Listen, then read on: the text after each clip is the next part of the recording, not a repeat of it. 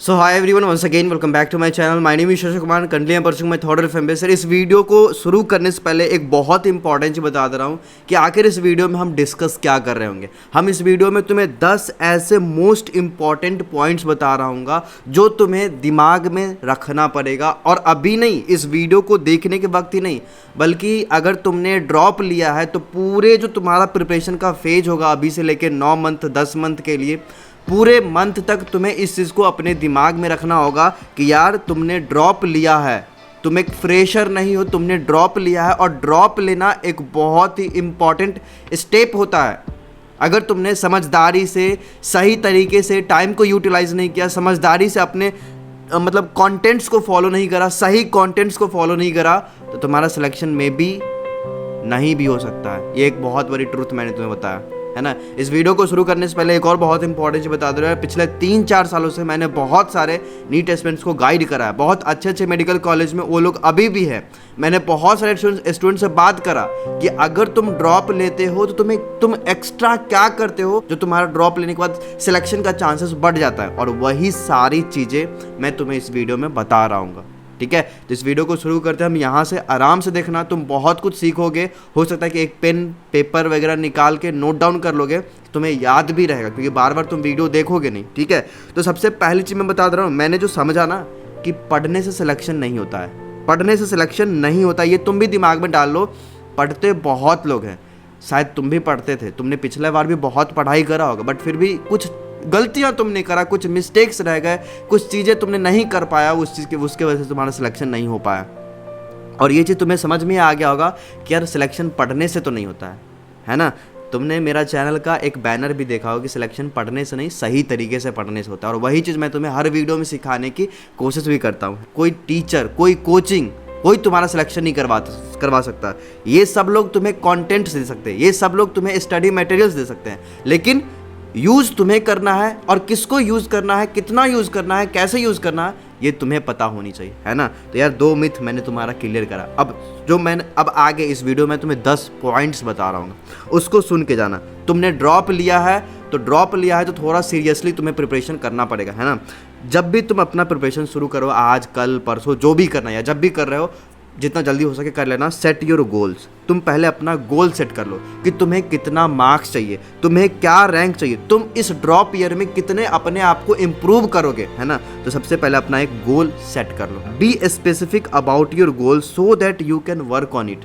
मतलब be specific कहने का मेरा मतलब ये हुआ ना कि अगर तुमने इस बार मान लो 400 स्कोर करा, मान लो तुमने 300 स्कोर करा, तो अगला 2024 के लिए तुम्हारा गोल कितना है, तुम कितना इंप्रूव करना चाहते हो, तुम्हारा टारगेट मार्क्स कितना होना चाहिए। 650 है, 670 है, 680 है, 600 एवब है, क्या तुम्हारा टारगेटेड गोल है, कितना मार्क्स तुम्हें अचीव करना है, उसके लिए स्पेसिफिक रहो, और उस चीज़ को हर एक मॉक टेस्ट में तुम्हें अचीव करने की कोशिश करनी होगी आगे। अगर तुम्हारा स्पेसिफिक टारगेट मार्क्स रहेगा ना, तुम बहुत ज़्यादा अपने आप को इम्प्रूव करने की कोशिश करोगे। हर एक मॉक टेस्ट से पहले तुम खुद को इम्प्रूव करोगे। और कभी मान लो तुम्हारा मार्क्स कम भी आता है यार, उस समय तुम मोटिवेट खुद को कर सकते हो, यार चलो कोई बात नहीं, 40 नंबर और मुझे अगले टेस्ट में बढ़ाना है, 30 नंबर मुझे और अगले टेस्ट में बढ़ाना है। तो स्पेसिफिक एक गोल अपना डिसाइड कर लो अभी। दूसरा पॉइंट मैं बता रहा हूँ कि क्रिएट अ होल ईयर या फिर होल मंथ का एक स्टडी प्लान तैयार करो। देखो यार, प्लान तो तुम्हें मैं भी दूंगा, कुछ दिन में मैं स्टार्ट करूंगा अपना टारगेटेड स्टडी टाइप का, तो उसमें प्लान तो हम भी देंगे, लेकिन एक प्लान तुम्हें खुद प्रिपेयर करना है कि पूरे होल ईयर में मुझे क्या क्या पढ़ना है, कितना पढ़ना है, किस चैप्टर पे ज़्यादा फोकस करना है, मुझे इस मंथ में क्या क्या चीज़ें कंप्लीट करनी है। तो तुम्हें एक मंथ का, एक ईयर का तुम्हें पूरा प्लान पता होना चाहिए। स्मार्ट वर्क क्या होता है पता है ना, यही चीज़ होती है। तुम्हें एक प्लान वे में काम करना पड़ेगा, फालतू चीज़ें तुम्हें नहीं पढ़नी पड़ेगी। ठीक है, it should be based on your weakness. मतलब मैंने एक बहुत इंपॉर्टेंट पॉइंट दिखा ना कि it should be based on your weakness. तुम्हारा वीक पोर्शन क्या है, तुम्हारा वीक चैप्टर क्या है, तुम्हारा वीक सब्जेक्ट क्या है, उस पर तुम पूरे ईयर में ज़्यादा फोकस करोगे। समझ में आ गया। और तुम्हारा जो प्लान होगा ना, इसी पे बेस्ड होना चाहिए कि तुम्हारा वीकनेस क्या है। तुम्हें अभी तक तो पता चल गया होगा ना कि तुम्हारा फिजिक्स वीक है, या फिर फिजिक्स का ये चैप्टर वीक है जिसको मैंने पिछले बार नहीं कर पाया था, और इस बार उसी पे तुम्हें काम करना है ज़्यादा। तुम अगर वीक चैप्टर्स है तुम्हारा कोई तो उस पर ज़्यादा टाइम दो, लेकिन इसका मतलब ये नहीं कि अगर हमारा बायोलॉजी में इस बार 360 आया है लेकिन फिजिक्स केमिस्ट्री में अच्छा नहीं आ पाया इसलिए सिलेक्शन नहीं हुआ तो बायोलॉजी को हम नहीं पढ़ेंगे। मेरे मित्र, अगर तुम ऐसा करते हो ना तो नेक्स्ट ईयर तुम्हारा बायोलॉजी ले डूबेगा। सही बताया मैंने। मतलब अगर कोई सब्जेक्ट तुम्हारा बहुत स्ट्रांग है, बहुत अच्छा है, तो उसको तो अच्छा मेंटेन करने के लिए तुम्हें रिवीजन करना पड़ेगा, तुम्हें और थोड़ा एनालाइज करना पड़ेगा कि अगला बार कुछ और पूछ सकता है। Divide your time between different subjects and topics and make sure that you cover everything in a systematic manner. मतलब अपना जो ओवरऑल तुम्हारा एक दिन का टाइम या फिर एक महीने का टाइम, एक सप्ताह का टाइम जो तुम टारगेट सेट करोगे उसको ना प्रॉपरली डिवाइड कर दो कि यार इस पूरे 1 वीक में मुझे फिजिक्स के ये सारे चैप्टर्स पढ़ने हैं, मुझे इस प्रॉपर 1 मंथ में मुझे ये चैप्टर्स कंप्लीट कर लेने हैं, जिसमें मेरा ये वीक चैप्टर अगर फिजिक्स का वीक चैप्टर्स है इसकी वेटेज ज़्यादा रहेगी। तुम समझ पा रहे होगे मैं तुम्हें बता के आ रहा हूँ कि तुम्हें एक पूरे प्लान्ड वे में पूरे ईयर तक काम करना पड़ेगा, है ना। तीसरा पॉइंट ये है कि ज्वाइन अ कोचिंग इंस्टीट्यूशन। अब देखो ये मैं क्यों बता रहा हूँ कि अगर तुम सेल्फ स्टडी करते हो ना तुम काफ़ी चीज़ को मैनेज नहीं कर पाओगे, क्योंकि सेल्फ स्टडी में क्या होता है कि हमारे अंदर वो एनर्जी तो रहती है यार, एनर्जी रहती है, लेकिन एक चीज़ नहीं रहती है, वो होता है कि एक लेक्चर खत्म हुआ अगला मुझे वो करना है, एक चैप्टर खत्म हुआ अगला वो चैप्टर स्टार्ट करना है। मतलब एक प्लान हमारे पास नहीं रहता है। लेकिन अगर वहीं पे तुम कोई कोचिंग ज्वाइन कर लेते हो ना तो हर चीज़ तुम्हारे पास एक प्लान वे में मिल जाएगा। तो ये प्लानिंग तुम खुद भी कर सकते हो। बहुत लोग सेल्फ स्टडी से भी आ जाते हैं, लेकिन ये चीज़ की ज़रूरत यहाँ पे बहुत हो जाती है, ठीक है। उसके बाद हम बता रहे हैं कि they will provide you with expert teachers, study materials, mock test, सब कुछ आपको देंगे, है ना। This will help you to improve your marks. Coaching का बात करते हैं यार, अगर ऑनलाइन कोचिंग तुम ज्वाइन करना चाहते हो तो PW का बेस्ट ऑप्शन तुम्हारे पास है। अभी रिसेंटली PW के प्लेटफॉर्म पे यकीन 2024 बैच लॉन्च हुआ था, यकीन 2.0, जहाँ पे आपको परफेक्ट स्टडी मटेरियल्स प्रोवाइड हो जाएंगे, DPP हो जाएंगे, टेस्ट हो जाएंगे, NCERT का आपका डिस्कशन भी हो जाएगा, वो सारे चीज़ वहाँ पे आपको मिलेंगे, है ना। और जो आपका क्लासेस होंगे वीक में 6 क्लासेस होंगे, है ना। और वहाँ पे ना 2 टीचर का टीम इस बार है ना, शायद आपने देखा भी होगा, 2 टीचर का टीम है, टीम अल्फा और टीम लीजेंड, जो आपको पढ़ाएंगे। जहाँ पे तुम्हें अच्छा लगे तुम उस टीचर से, उस टीम से पढ़ सकते हो। और यहाँ पे आपको ऐसा ही नहीं कि यकीन 2.0 सिर्फ मिलेगा, आपको यकीन 2.0 के साथ यकीन 1.0 और पुराने जितने यकीन बैचेस, मतलब टोटल 5 बैचेस आपको इसमें फ्री भी मिल जाएंगे।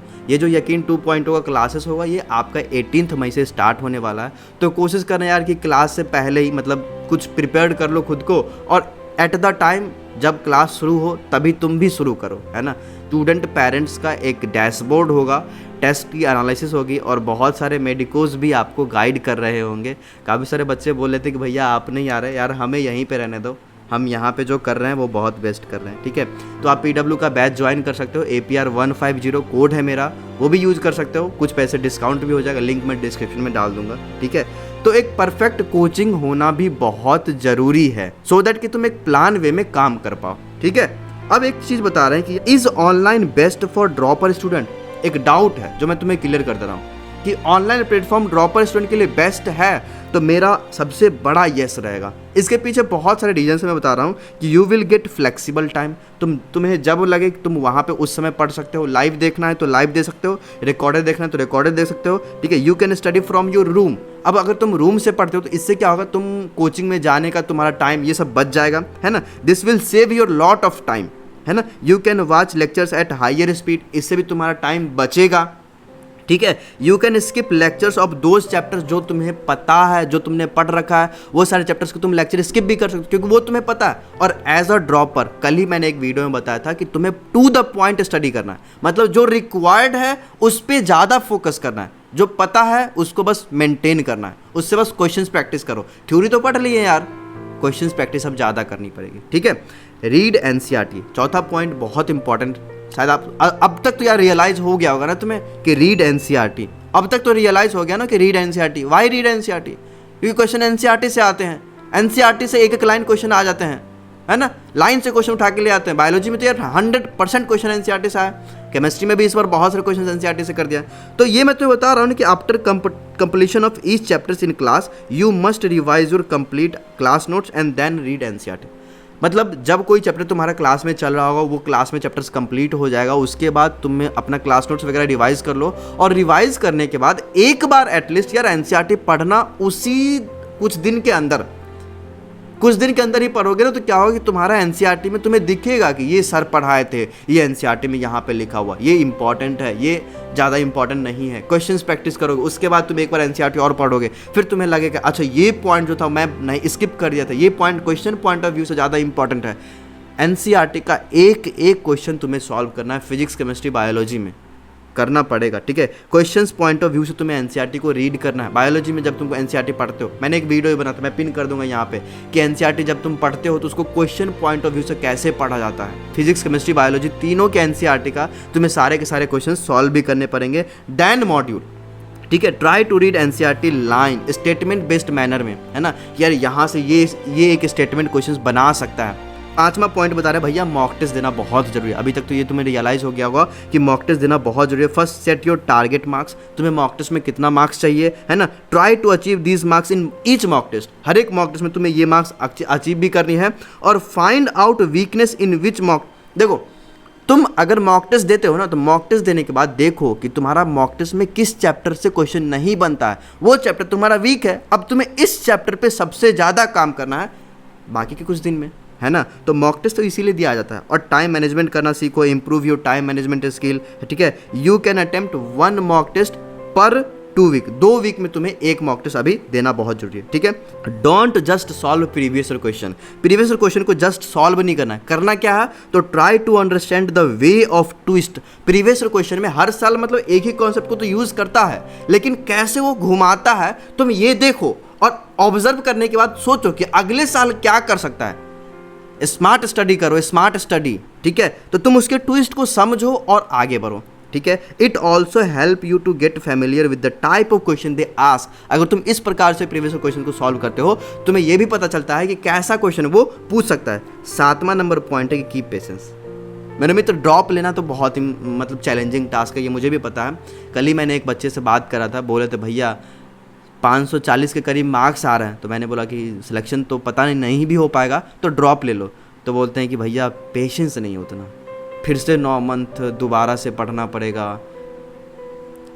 पेशेंस रखना यार। ड्रॉप अगर तुम ले रहे हो ना तो तुम्हें पेशेंस रखना पड़ेगा। एक ही चीज़ को दोबारा से पढ़ना थोड़ा चैलेंजिंग हो सकता है, लेकिन कोई बात नहीं। Taking drop is not a new start, ठीक है।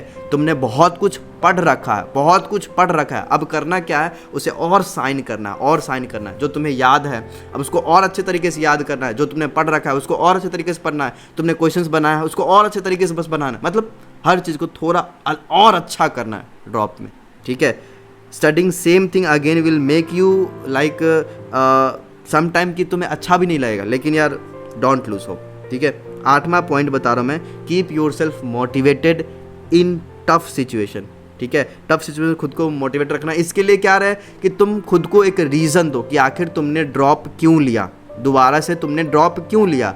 और रीज़न यार ये चीज़ नहीं होना चाहिए मनी, पैसा, डॉक्टर का फेम तो है ही नहीं, मतलब लाइक लाइफ सेट हो जाएगा, पैसा बहुत है ना, सपना है, ये सब चीज़। एक परफेक्ट रीज़न से प्रिपरेशन करना कि तुम जब भी कभी भी डिमोटिवेटेड होगे ना तुम्हें फील होगा नहीं यार मुझे पढ़ना चाहिए, मैं नहीं पढ़ूंगा तो मेरा ये सपना। देखो मैंने बहुत बार बोला है कि तुम अपने ड्रीम को ना अगर इमोशन से जोड़ते हो ना, इमोशन से कि यार मैं अगर प्रिपरेशन कर रहा हूँ तो मैं इसलिए कर रहा हूँ, मुझे अपने सपने को पूरा करना है, मुझे अपने पेरेंट्स के सपने को पूरे करना है। मैंने बहुत सारे छोटे छोटे सपने देख रखे थे, मुझे उसको पूरा करना है। मुझे डॉक्टर अगर इसलिए बनना है कि मुझे लाइक हेल्प करना है, कुछ जो भी रीज़न होगा ना, अपने सपने को ड्रीम से जोड़ोगे ना तुम कभी भी डिमोटिवेट नहीं होगे। अगर डिमोटिवेट हो भी जाओगे ना तुम खुद मोटिवेट हो जाओगे, ठीक है। तो एक बार इमोशंस के साथ जोड़ के काम कर, है ना। 9वां पॉइंट ये है ना कि don't over think about result के बारे में ज़्यादा मत सोचना। मैं इसलिए बोल रहा हूँ ना क्योंकि इस बीच में तुम्हारे दिमाग में ऐसा ओवर थिंकिंग बहुत बार आएगा कि यार मेरा रिजल्ट होगा कि नहीं, मेरा क्या होगा, पता नहीं इस बार ड्रॉप तो ले लिए हैं फिर हो भी पाएगा कि नहीं, ऐसा थिंकिंग बहुत बार आएगा। लेकिन एक चीज़ सोचना ना कि लोग फर्स्ट अटेम्प्ट में भी सिलेक्शन ले लेते हैं, बहुत सारे स्टूडेंट्स ऐसे होते हैं जो फर्स्ट अटेम्प्ट में सिलेक्शन ले लेते हैं, मैंने खुद भी लिया था। लेकिन तुमने एक बार अच्छे तरीके से हर चीज़ को पढ़ रखा है, तुम्हारा सिर्फ सिलेक्शन नहीं होगा ड्रॉप में, तुम्हारा सिर्फ सिलेक्शन नहीं होगा, अगर तुमने सही तरीके से पढ़ा ना तुम रैंक लाओगे, और रैंक लाने का मतलब वही 200 रैंक, 500 रैंक, अंडर 1000 रैंक, वो लाने का कैपेसिटी है तुम्हारे में।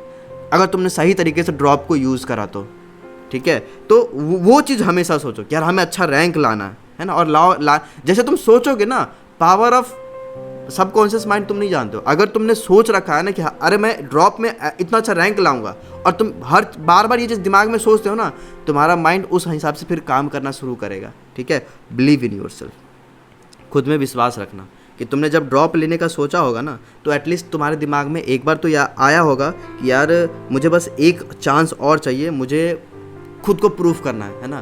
तो पूरे जर्नी में हमेशा यही चीज़ सोचना है कि यार मुझे एक चांस मिला है तो हम कर सकते हैं, और तुम कर लोगे, ठीक है।